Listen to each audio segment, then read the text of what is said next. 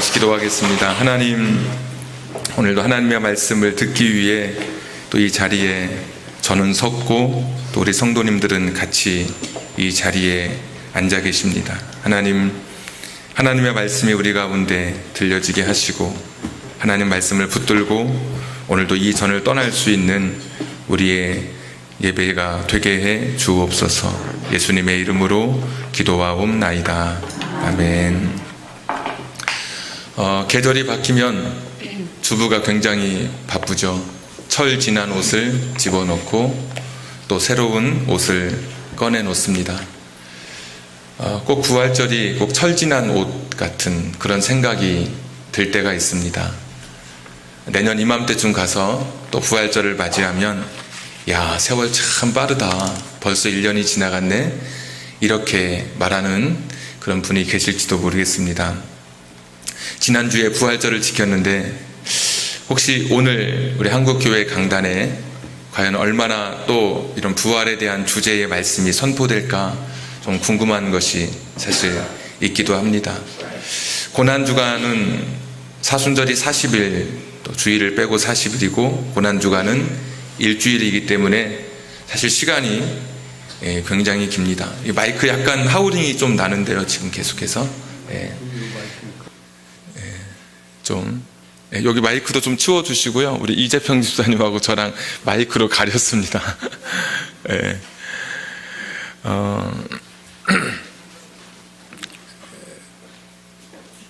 네.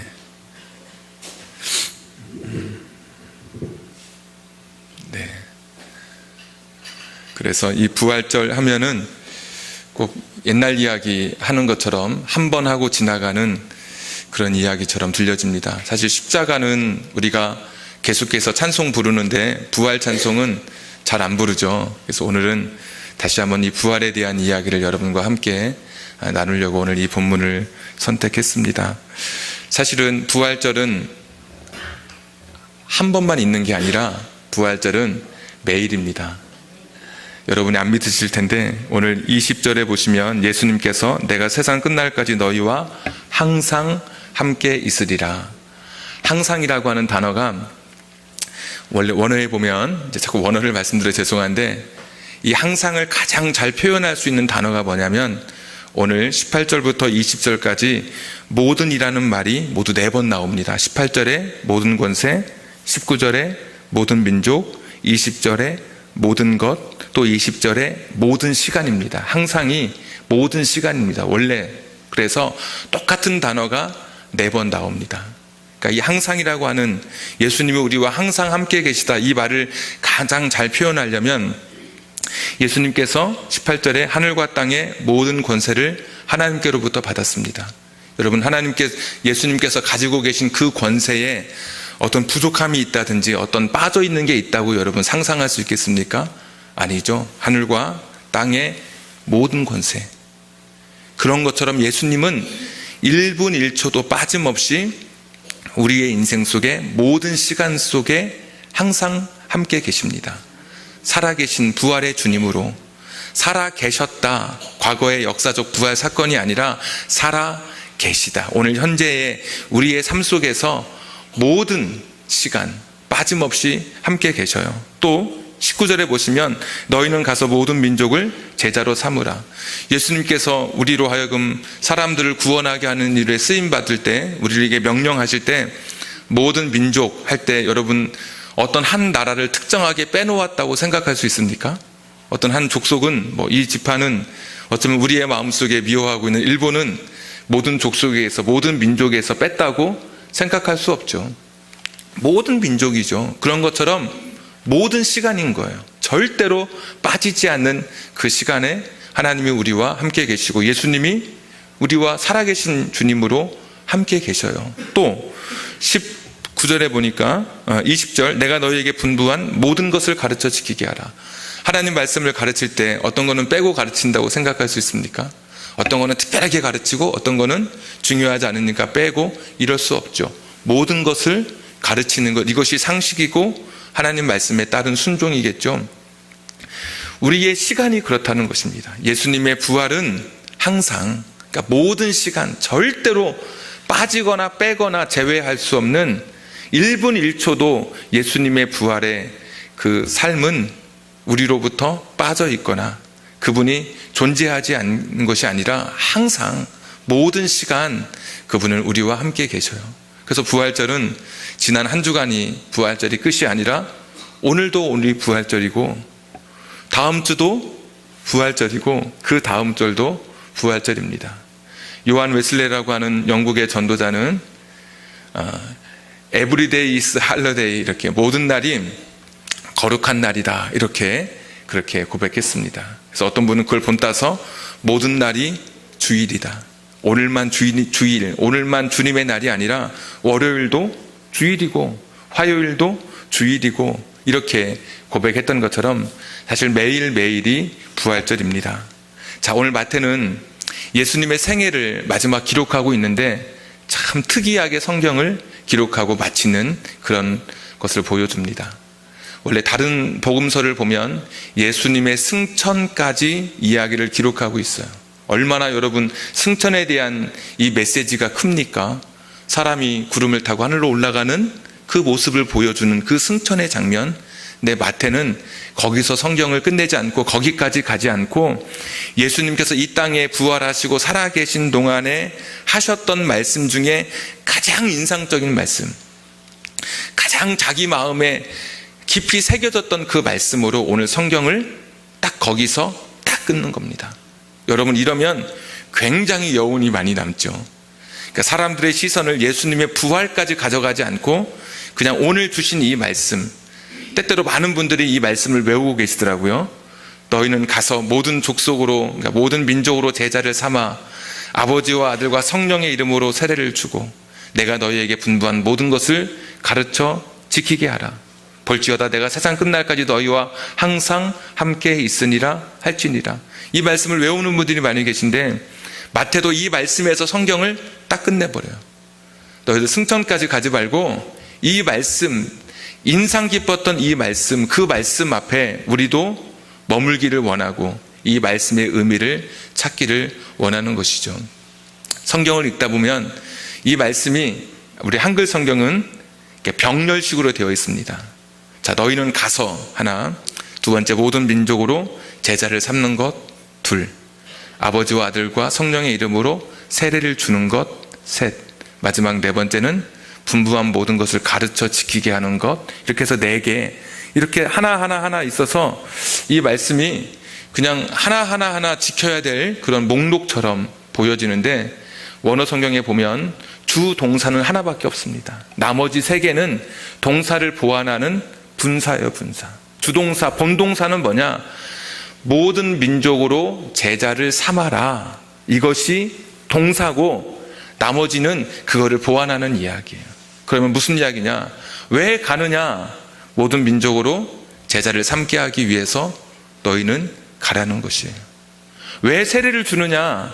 모든 민족으로 제자를 삼기 위해서 세례를 주라는 거예요. 우리 성경은 그게 아니죠. 모든 민족으로 제자를 삼아서 그리고 세례를 주라 그러니까 꼭 세례를 주기 위해서 제자를 삼는 것처럼 보여지는데 정반대예요. 모든 민족으로 제자를 삼기 위해서 사람들로 하여금 제자의 삶을 살아가기 위해서 세례도 주는 것이고, 왜 가르치고 왜 지키게 하느냐? 그 사람으로 하여금 제자의 삶을 살아가도록 하기 위해서 그렇게 오늘 성경이 기록되어 있고 우리에게 말씀해 주고 있습니다. 제자를 삼으라는 이 명령. 그래서 오늘 이 28장 18절부터 20절의 말씀에 하나의 핵심이 있다면 모든 사람으로 하여금, 모든 민족으로 하여금 제자의 삶을 살아가게 하는 것, 여기에 이 말씀의 핵심이 있습니다. 사도행전 1장 8절에 보니까 예수님께서 다시 한번 강조하시더라고요.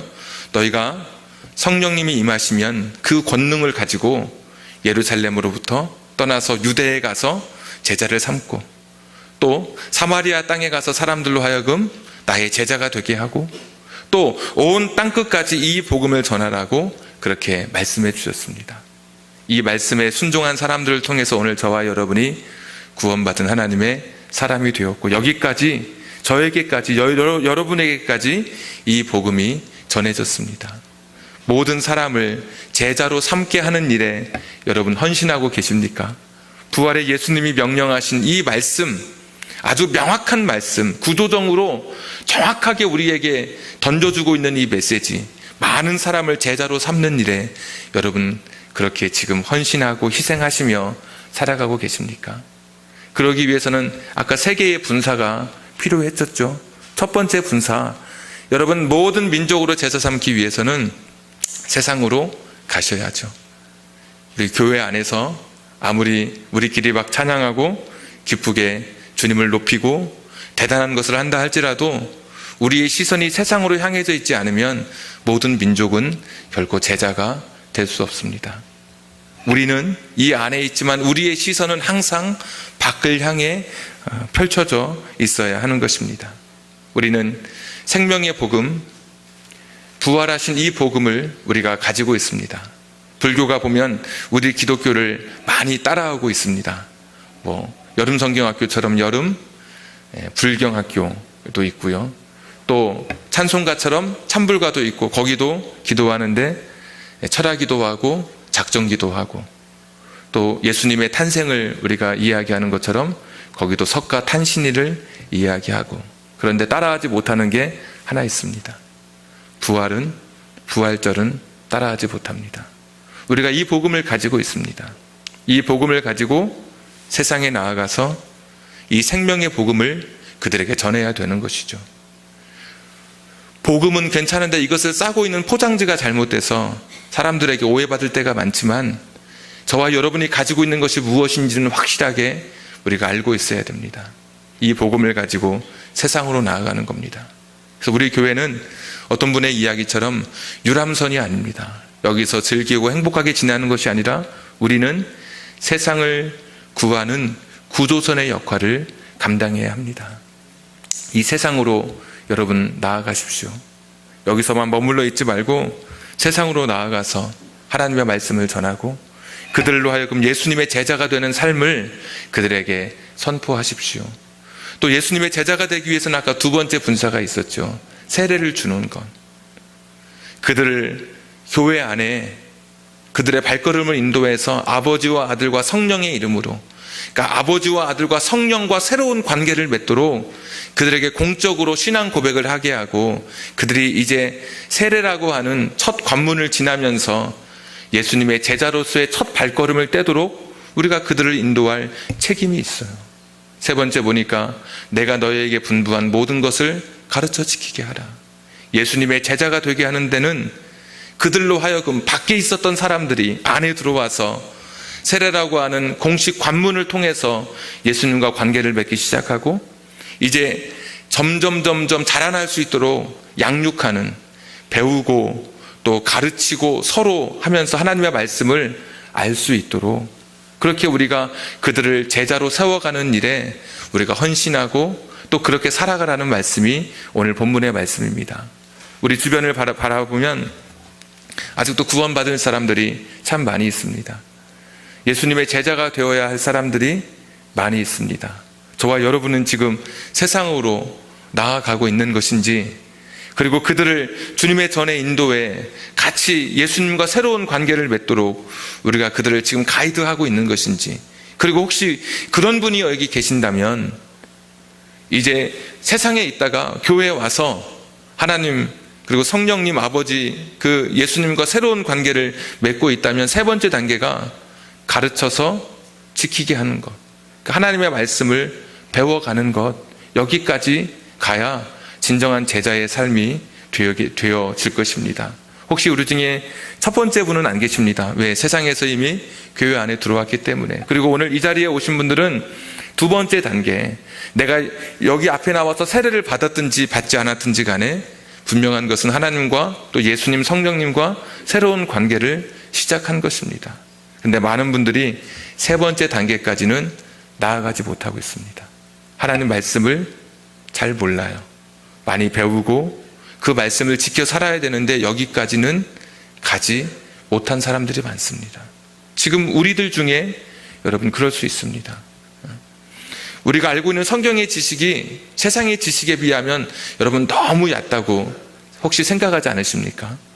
여기서 설교하는 길어야 25분, 30분, 35분, 한 30분 정도의 이야기를 가지고 여러분 일주일을 세상 이야기 속에 이게 설교가 같이 버무려지고 이것이 내 안에 다 들어올 때 얼마나 하나님 말씀이 여러분의 인생 속에, 여러분의 삶 속에 많이 자리하고 있습니까? 우린 너무나 많은 다른 이야기들을 너무 많이 듣습니다. 또 얻어야 할 정보가 너무 많아요.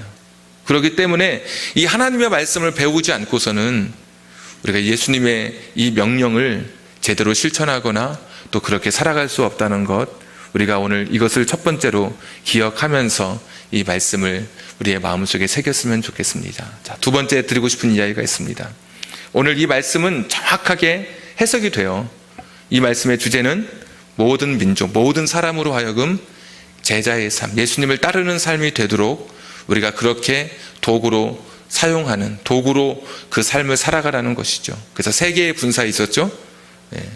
세상으로 나아가서 두 번째 분사, 그들로 하여금 세례받는 데까지 새로운 관계를 맺을 수 있도록 그들의 발걸음을 인도하고, 거기서 딱 전도하고 끝나는 것이 아니라 그들이 양육될 수 있도록 가르치고 또 그들에게 배워줄 수 있는 이 자리에까지, 그래야 모든 사람이 제자가 되는 것이라고 오늘 성경은 말씀합니다. 자, 그런데 제가 여러분에게 드리고 싶은 이제 두 번째 이야기가 있습니다. 앞에 게 1막이라면 지금은 2막입니다. 자, 두 번째 이야기는 무엇이냐?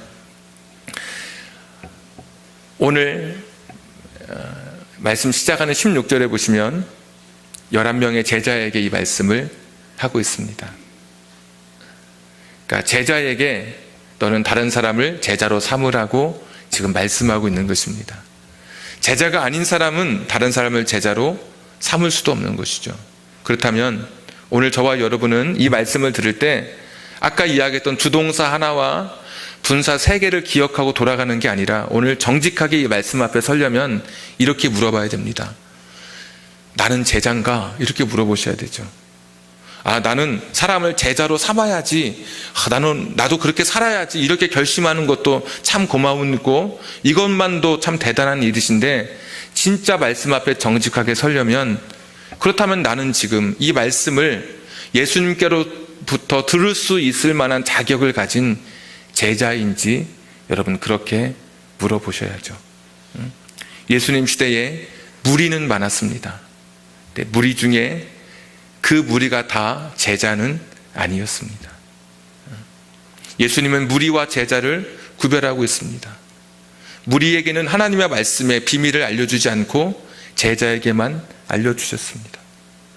무리는 자기의 이익을 따라 주님 앞에 나왔던 사람들입니다. 오병이의 기적이 일어났을 때 너무나 많은 사람들이 몰려들었습니다. 예수님이 예루살렘 입성하실 때 드디어 로마의 이 정권이 무너지는구나, 사람들이 다윗의 왕이라고 정치적인 구호를 외치면서 예수님을 영접했습니다. 그런데 오병이어의 기적의 현장에서 나는 너희에게 육신의 떡을 주는 그런 푸시케를 주는 존재가 아니라 나는 영적인 생명, 이 조회를 주는 존재라고 이야기할 때 사람들이 너무 어렵다고, 나는 육적인 것을 원하는 것이지 영적인 것을 원하지 않는다고 사람들이 다 떠나갔죠. 마지막 십자가를 치실 때 로마의 정권을 무너뜨리는커녕 패배자의 모습으로 비참하게 죽어가는 모습을 보면서 예수님의 많은 따르던 사람들이 다 그 뒤를 돌아섰습니다. 다 무리였습니다. 그러나 오늘 성경은 무리와 제자를 구분하고 있습니다. 예수님도 12명의 제자를 불렀지만 그 중에 한 명은 떨어져 나가고 11명의 제자에게 오늘 이 말씀을 하고 계십니다. 제자는, 그 당시에 제자는 어떤 사람이냐? 스승의 가르침을 그대로 본받고 따르는 사람, 이것만이 아니라 스승의 삶을 그대로 자신의 삶에서 재현해내는 사람, 스승이 걸었던 그 길을 걷는 사람, 스승처럼 사는 사람을 가리켜서 그 사람의 제자라고 불렀습니다. 그렇다면 여러분은 예수님의 제자가 맞습니까? 정말 예수님처럼 생각하고 예수님처럼 지금 살고 계십니까? 이게 먼저 첫 번째 물어야 할 질문입니다. 나는 모든 민족을 제자 삼기 위해서 가고 세례 주고 가르치는 일에 전념해야지, 이거는 두 번째 문제고, 첫 번째 진짜 물어야 할 질문은 나는 예수님의 제자인가? 나는 정말 그분의 뒤를 따라가고 있는 사람인가? 그분을 본받으며 따라가는 사람인가? 모방하며 따라가는 사람인가? 우리가 오늘 여러분에게 스스로 물어보셔야 돼요. 아니면 그냥 우왕좌왕 몰려들었던 무리의 한 사람처럼 그냥 왔다가 여기에 도장만 찍고 가는 그런 사람은 아닌지 오늘 저와 여러분이 이 말씀 앞에 정직하게 서야 하는 것입니다. 한국교회가 이 제자됨의 중요성을 알아서 제자훈련이 굉장히 많이 일어났습니다. 어떤 특별한 교회에서만 하는 걸로 알려졌는데 그런 것 아니죠. 굉장히 많은 교회에서 제자훈련했습니다. 그런데 제자훈련은 여러분 성경 공부가 아닙니다. 제자훈련은 어떤 리더의 단계에 올라가기 위해서 거쳐야 하는 그런 성경 단계가 절대 아닙니다. 제자훈련은 목사의 목회 철학의 마음에 맞는 사람들을 골라내기 위해서 그들을 의식화시키고 세뇌시키는 그런 작업이 아닙니다. 제자훈련은 예수님의 삶을 닮아가는 데 있는 것입니다. 오늘도 내가 너희에게 분부한 모든 것을 가르치라고 하지 않았습니다. 가르쳐 지키게 하라 그랬습니다. 이게 제자의 삶이죠. 내가 예수님의 말씀을 아는 게 중요한 게 아니에요. 여러분 교회에 와서 지금 몇십 년 역사와 전통을 자랑하는 이것이 나의 제자됨을 드러나는 게 아니라 내가 한 주간 살면서 예수님처럼 살아갔는지 얼마나 고민했는지 이것이 오늘 나의 제자됨을 드러내는 증거인 것입니다. 매일매일이 부활절인데 부활의 주님과 함께 살아가면서 여러분은 혹시 언제까지 무리 속에 섞여 있으시겠습니까? 전혀 내가 아닌 것처럼 말씀을 들었지만 저 역시도 네가 정말 예수님의 제자냐고 할 때 저도 참 두렵습니다. 왜냐하면 성경에 예수님께서 내 제자가 되리라 말씀하실 때는 항상 보면 열매를 맺을 때 너는 내 제자가 되리라. 너희가 서로 사랑하면 사람들이 너희가 내 제자인 줄 알리라. 항상 삶으로 드러나는 행동으로 드러나는 모습을 통해서 예수님의 제자됨이 세상에 보여지고 있거든요. 여기 서 있는 겉모습이 아니라 제 삶, 여러분의 삶을 통해서 정말 여러분이 예수님의 제자라고 오늘 고백할 수 있는지 여러분 스스로에게 한번 물어보십시오. 밖으로 나아가기 전에 세상으로 나아가는 것도 중요하지만 더 중요한 것은 내가 정말 예수님의 뒤를 따라가고 있는지 여러분 이것이 더 오늘 중요한 질문이고 이것이 부활의 시간을 보내면서 우리가 예수님께 초점을 맞춰야 할 이 질문입니다. 한국교회는 입술은 굉장히 성화되었고 입술은 굉장히 예수님의 제자가 되었습니다. 근데 삶은 제자의 삶이 아닙니다. 행동이 다 사라져 버렸습니다. 이것이 바로 기독교의 약점이죠. 이 약점을 극복해 가는 것이 부활 신앙의 삶이라고 생각합니다. 오늘 제자들에게 하셨던 이 말씀을 통해서 오늘 내가 정말 제자인지 여러분 한번 스스로에게 질문해 보시고 마지막 주님의 나라에 갔을 때 내가 주의 이름으로 선지자 노릇하고 목사 노릇하고 병도 고치고 또 많은 사람 도와주고 고쳐주고 그랬는데 기적을 행했는데 왜 저를 모른다 하십니까? 라고 할 때 주님께서 불법을 행하는 자들아 내게서 떠나가라 그렇게 말씀하셨죠. 나는 열심히 예수님의 사람인 것처럼 막 교회 다니고 그랬는데 어쩌면 주님께서 나는 너를 모른다라고 말씀하실 수 있으시는 거예요. 정말 여러분이 예수님의 그 삶을 지금 본받고 있는지 본받는다는 단어 가장 적합하게 표현했던 그 단어가 말 보면 그 말 발굽에 이 관자를 달아서 이 말의 발꿈치가 닳지 않도록 하죠. 그런데 만들 때 처음 것 하나가 있으면 그것을 가지고 똑같이 계속해서 만들어 갑니다. 똑같은 크기로. 그거 처음 1번 그거 가지고 만들어 가야지 1번 가지고 2번 만들고 2번 가지고 3번 만들고 3번 가지고 4번 만들면 1번하고 10번은 차이가 많이 나겠죠. 처음 것, 틀림없는 그것, 기준이 되는 것, 그것대로 만들어가는 게 본받는다는 표현이에요. 우리가 예수님을 본받는 그런 사람으로 서야 됩니다. 그래서 이 부활의 절기에 오늘 주신 말씀을 다시 한번 기억해 보면, 나는 내가 이 명령을 받고 이 명령을 실천한 나는 제자로서의 지금 삶을 살아가고 있는지, 혹시 그렇지 않다면 여러분 하나님 말씀 배우셔야 됩니다. 말씀 앞에 여러분 자신을 자꾸 노출시켜야 됩니다. 그리고 자꾸 자기 자신을 말씀의 거울 앞에 비추어 보면서 내가 이렇게 살아도 괜찮은지, 예수님이라면 이렇게 사셨을지 여러분 물어보셔야 됩니다.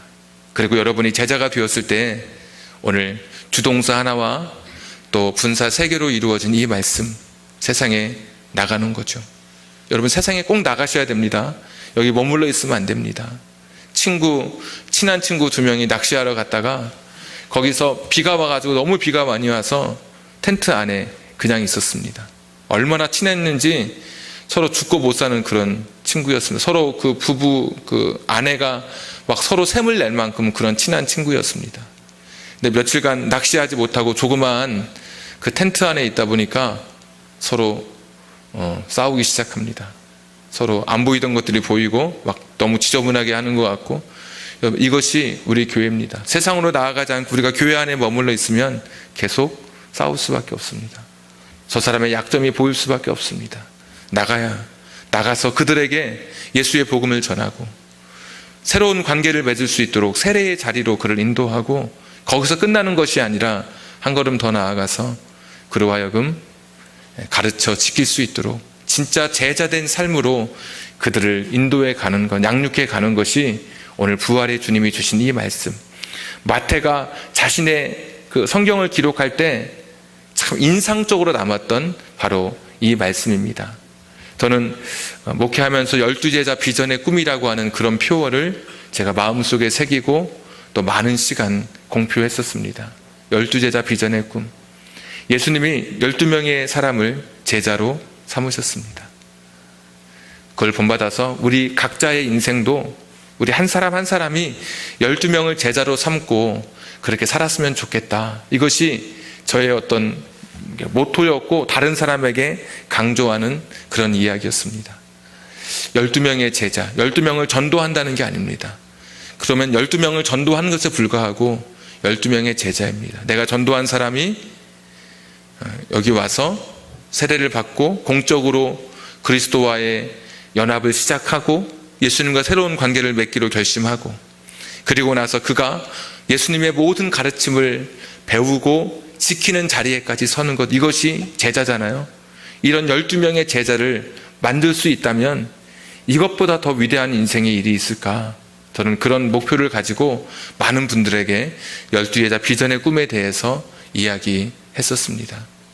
그 12명의 사람들이 우리가 이 세상 떠날 때 내 곁에 제자가 된 12명의 사람들이 나를 둘러서 있다고 생각해 보십시오.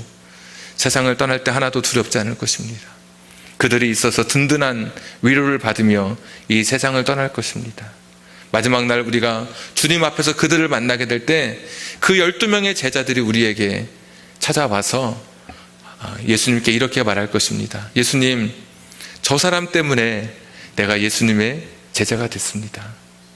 저 사람이 아니었다면 내가 세상에서 방황했을 텐데, 저 사람 때문에, 저 사람이 나에게로 와서 복음을 전해 주었고 교회로 인도해서 세례받게 했고, 저 사람을 통해서 내가 하나님 말씀을 가르쳐 또 지키고 배우면서 내가 예수님의 제자가 되었습니다. 나를 나를 증명해 줄 12명의 사람들이 천국에 있다고 생각해 보십시오.